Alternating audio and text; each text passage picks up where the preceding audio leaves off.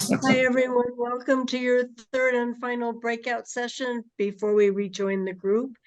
This is Club Infrastructure. Tom Simon and I will be facilitating this section.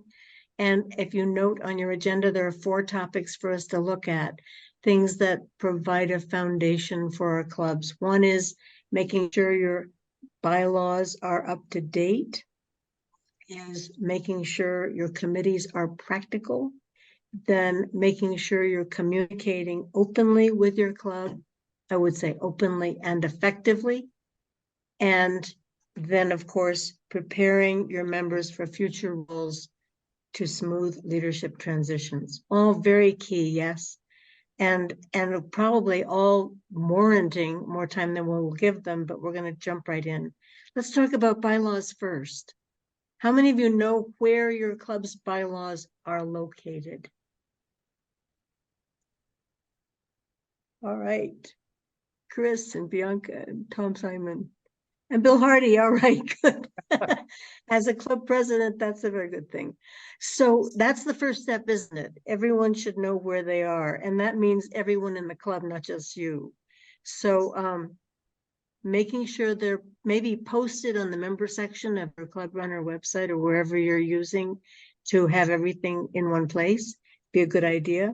Making sure the Constitution is there too. You know, Rotary International provides the club constitution, and they should be kept together, and they should be consistent with one another. Yes.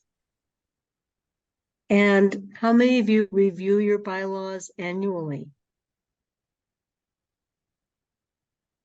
Not yet. Okay. Yeah, I say I have Perhaps a good.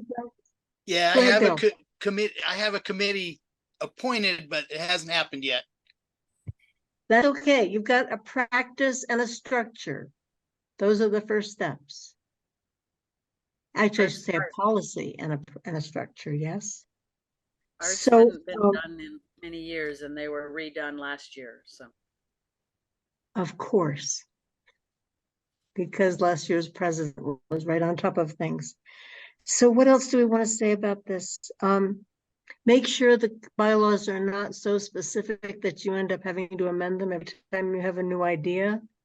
You know, there are some things that belong either in your club's policies and procedures or in your committee charges, so that you can keep the bylaws as a governing document, a tool for managing the club without necessarily having to change every time you change the amount of the fines or the amount of the dues or the names of the committees and things like that.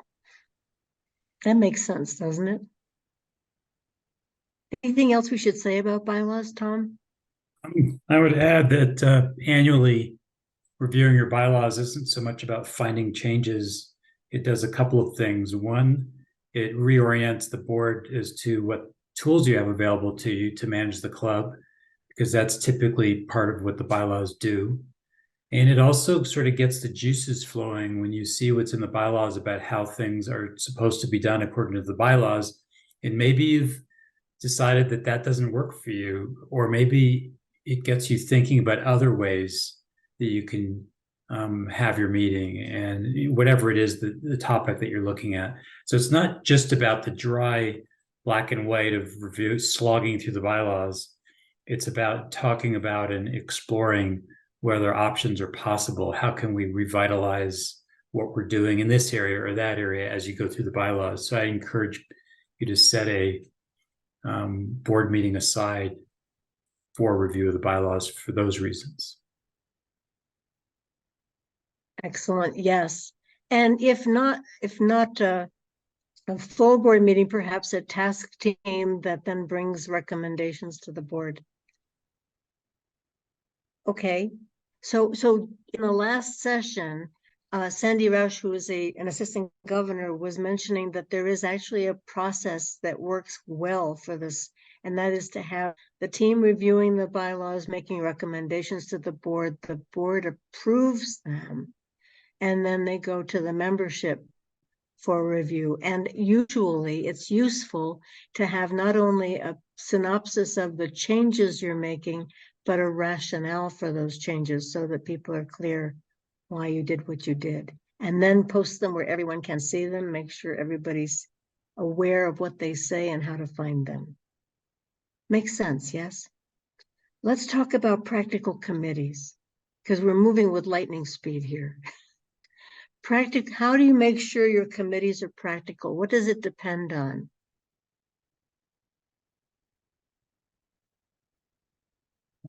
Partly, I think it's helpful if the committees have a committee charter that says what the committee's purpose is, so that if you're a member of that committee, you know what it is and you're not straying too far from the lines. And you know whether you're getting the job done or not. Yes. And that being said, it's also good to not be in a silo. So it's good, and maybe the direction comes from the board, not just to one committee, but you might direct two committees to get together to resolve some issue and report back to the board. So you might have a different kind of committee meeting that involves not just your own committee, but working in collaboration with another committee. Thank you, Tom. I think we really don't use this particular idea to maximum advantage. Would you agree that we could have our committees collaborating a great deal more and it would be effective and powerful? You know, if you think about it, everything affects membership. So membership might well want to be involved with service projects, plans, and with public image. How are they going to get the word out? With engaging members so that they participate in whatever you're doing. If your committees are more, I think more collaborative is the word I want to use. If you have them communicating with one another and supporting one another instead of doing their own thing. Chris, you look like you're about to say something. You're muted though. Suppressing a yawn. No, Oh no. Oh no, no. we're failing here. Nothing to do with you. This is the third breakout session of three. Third So it's breakout, I know, understandable if it's you're a little bit long, tired. it's a lot. So don't forget, it's easy to have either too many or too few committees, and then things don't get done, or people are lost, or maybe things get scattered. So you want to gauge your committee number, your practicality of your committees, based on the size of your club, and also on the goals that you're going to be doing for this Rotary year. Bill, are you about to say something? Or are you just? Yeah, no, I raised my hand to jump in on that same point. Yeah, our please, club go had ahead. our club had a committee structure that was built around, as I talked about in the last session, a membership that was 180. And now that we're 40, we really needed to, and we have adjusted that the number of committees and consolidated a bunch of those things and tried to focus on the things that we felt were most important to have committees for. The other thing that we really tried to do in setting up the committees for this year, and that's always a work in progress, but was try to encourage people to be involved in a committee that's involved in putting on meetings. So in our club, we have somebody that does the invocation and somebody that leads a song. We are that singing Rotary Club. Somebody that does the newsletter. And so there's a bunch of things that have a monthly assignment. We have a different member arrange programs every month. And so it's important to have people involved in the committees that put on the meetings, but it's just as important to have everybody belong to some other committee besides that, one that's involved in membership or projects or youth or any of those other areas.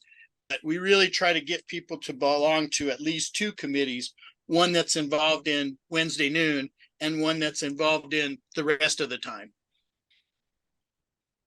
That's a really excellent idea, Bill. Go ahead, Tom. Yeah, just something that actually hasn't, I don't think, been addressed in any of our sessions yet, Sunny, is that as a board, if you're going to ask a committee to investigate something or bring a solution back to the board, Don't give them that assignment unless there's a very realistic chance that it will be acted on, because there's nothing more frustrating for committee members and for Rotarians than to spend time investigating and putting together a presentation to the board, and then nothing happens. It just gets filed away. That will take the fun and the air out of a committee faster than anything else I can think of. Thank you. That's a really interesting point. That actually probably goes for any request you make of anyone, that True. there be follow through and intention and appreciation for the work that is requested. Thank you. We haven't talked about this in any of the other sessions either, but where it's possible, will you include Rotaract in your committees? Include other people who are affected by your actions and your projects in your committees when it's appropriate. This is part of keeping everybody engaged. It's part of broadening the effectiveness of your committee, and it will increase vibrancy.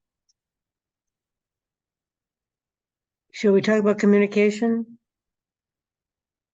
Yes, let's. So here's the deal.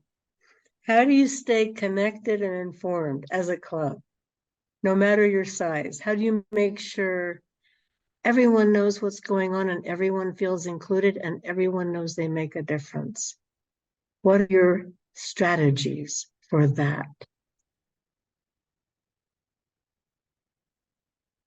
Don't all speak at once, please. I was just say, Sonny, I know you get our weekly emails, and we, even through the pandemic, have continued our weekly newsletter that has come out since Spokes and Pods. Spokes Yes. and Cogs since 1947. Wow. And I'm trying to assemble actually a collection of those, but that's off topic a little. We did go back starting in the last 2 weeks to having the Spokes and Cogs as a printed handout at the meeting, in addition to going out. And we find that having a record of what happened at the previous meeting helps the people who weren't there.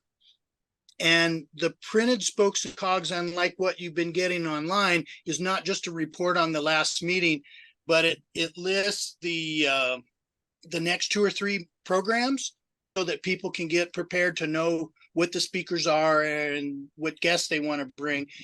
The front page of that is a list of our membership, and we try to list who's a past president and who's a Paul Paris Fellow, and little information about each person. And we've continued to use their profession. It's not really, I guess, a classification anymore, but we continue to list that on there. And also on that front page is a list of the times and places of close by Rotary clubs that people might want to make up.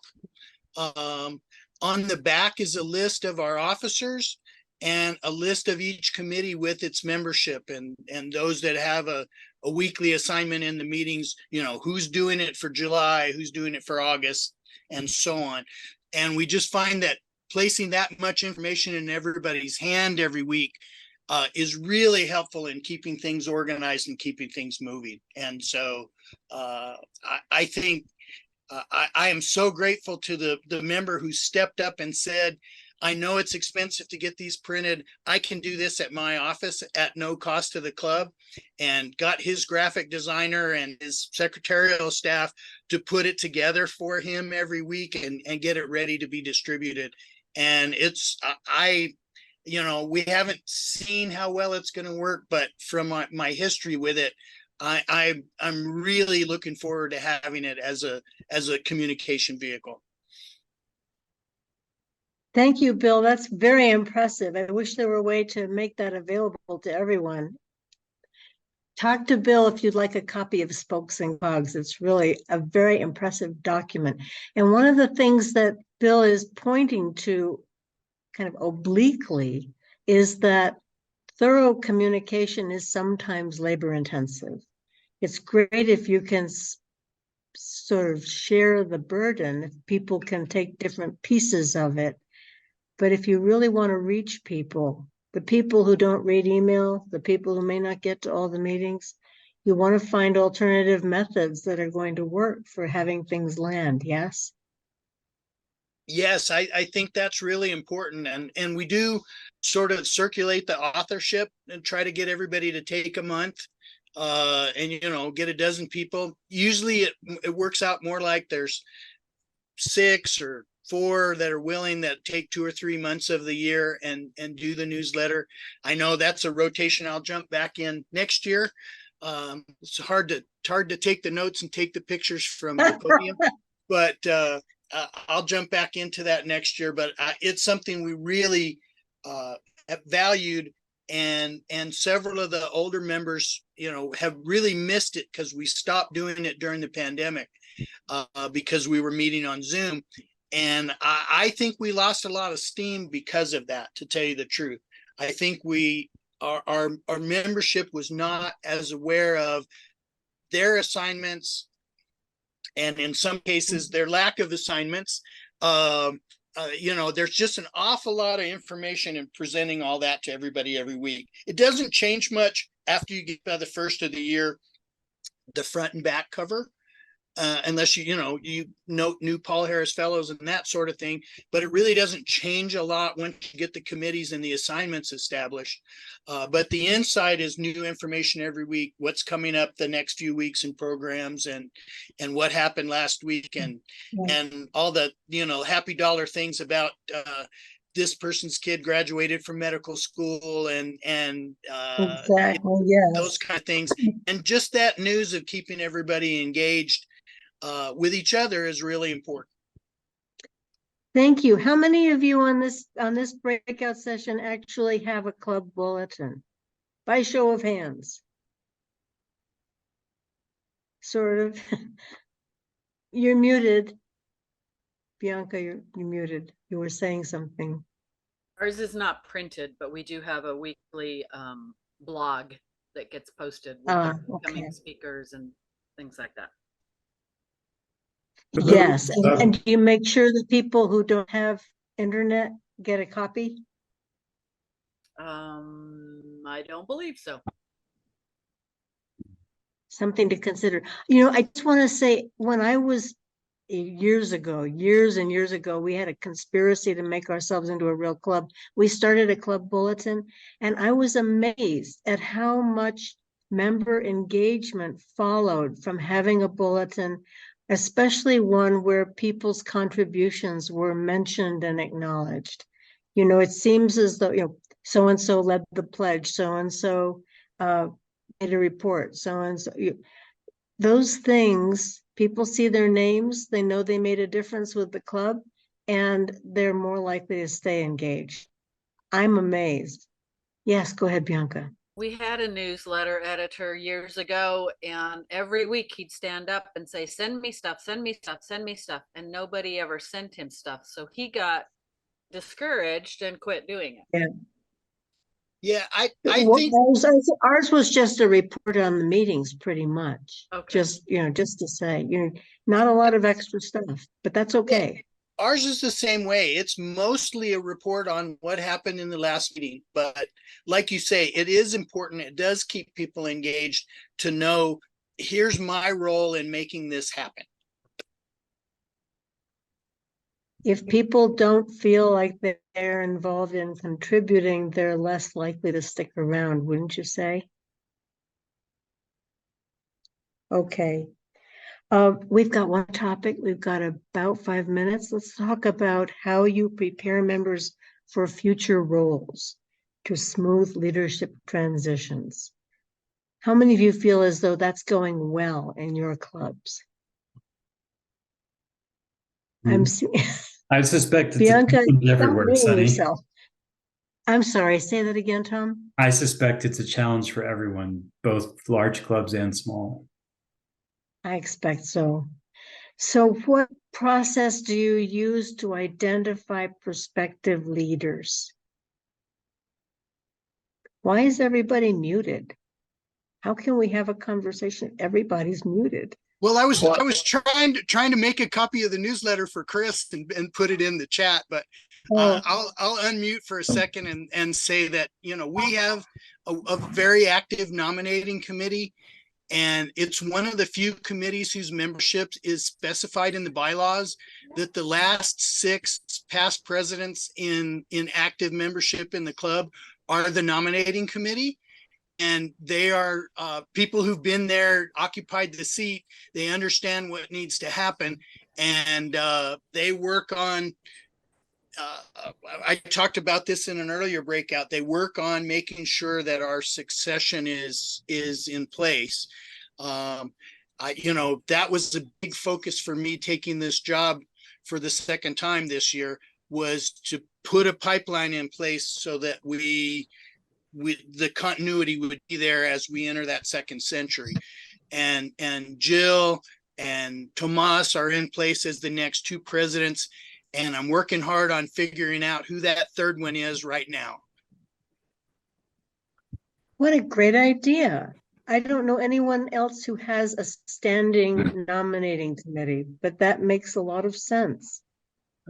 We do that at Rotary Club of Santa Fe, except I really like Bill's approach, because our committee, which consists of the past presidents, is really only meets for a specific period of time to identify the next president or 2. But it sounds, Bill, like your committee has this ongoing activity of, do they identify positions other than the president? They do. They actually identify the slate.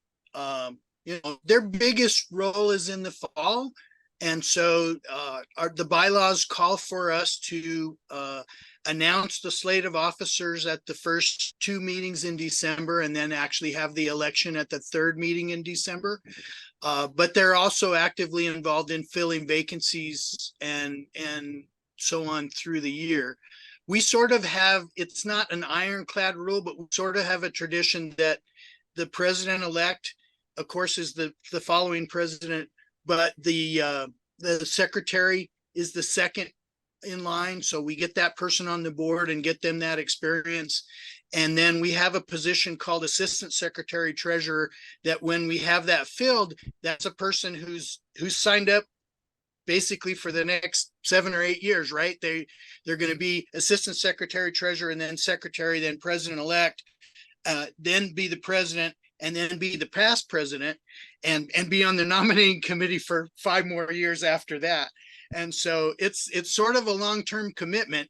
And you know, it happens that people move and things change, and it doesn't always work out that way. But if you have a deep pipeline set up, it makes those sort of transitions easier too. I mean, we had a president who died in office before the end of the year, and the next president just started 2 months early, and we moved on almost, you know, without missing a beat. We missed a meeting to go to the funeral, but